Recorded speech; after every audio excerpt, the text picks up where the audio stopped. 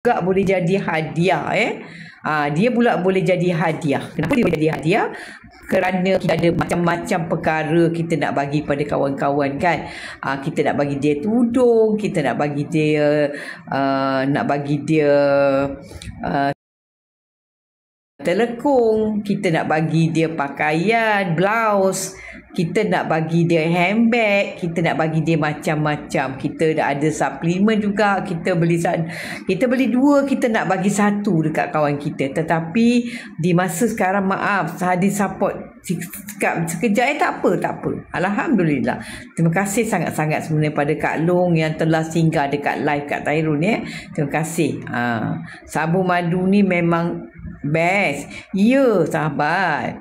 Kan Kak Tairun duk cakap je dari tadi benda ni best. Anda tak nampak ke newbies?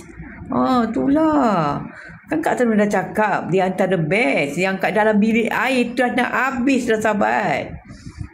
Dah nak habis dah. Rugi kalau kita juga tidak berkawan dengan dia.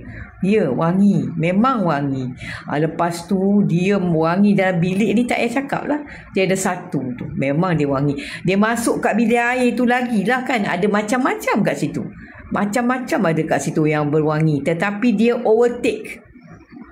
Ya, dia overtake wangi tu. Dialah yang terserlah dekat situ. Yang lain-lain tu semua hilang. Dia yang naik wangi-wangi dia. Macam tu hebatnya dia. Dia telah mengalahkan yang lain-lain yang ada dalam bilik air saya tu. Jadi rugilah anda kalau tidak menyedut kewangian dia. Ada kelulusan POMRI.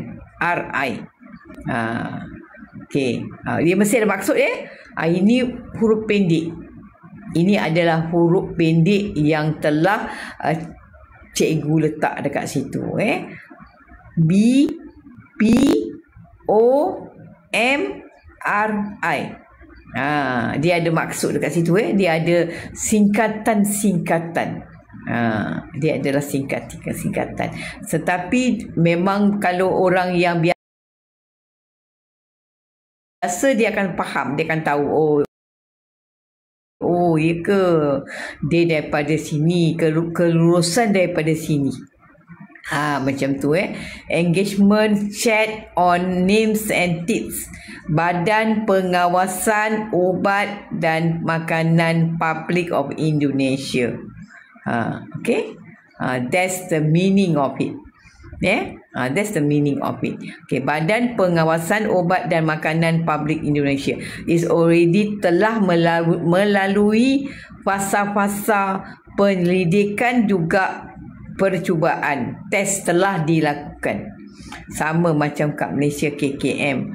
It's like KKM. Kita tahu why is the KKM is that important dalam produk-produk dalam Malaysia. It's also same as this sabun. Sabun ni telah melalui fasa-fasa penyelidikan juga percubaan tes-tes yang telah dilakukan dan telah berjaya. Telah berjaya melaluinya dan telah dapat dia punya sertifikat dia. Dapat pengesahan. Bahan pun alami je. Barang pun alami je. Ekstrak madu. Okey. Minyak kelapa dara. Wow. Ada minyak kelapa dara sahabat.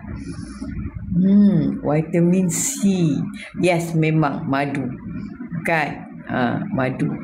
Jadi apa nak dicakap sahabat? Full package sahabat. It's a full package there. Saya tahu kan ada juga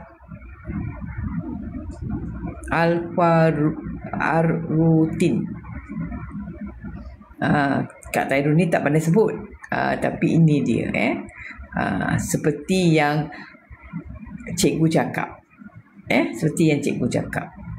Jadi is that best terbaik macam tu. Yang tu yang Kak Tairun tak cerita. Ini cikgu saya yang cerita. Jadi macam mana tu sahabat? Untuk membantu pencerahan. Itu yang kita nak kan. Bukan je perempuan lelaki pun sama. kan? Why not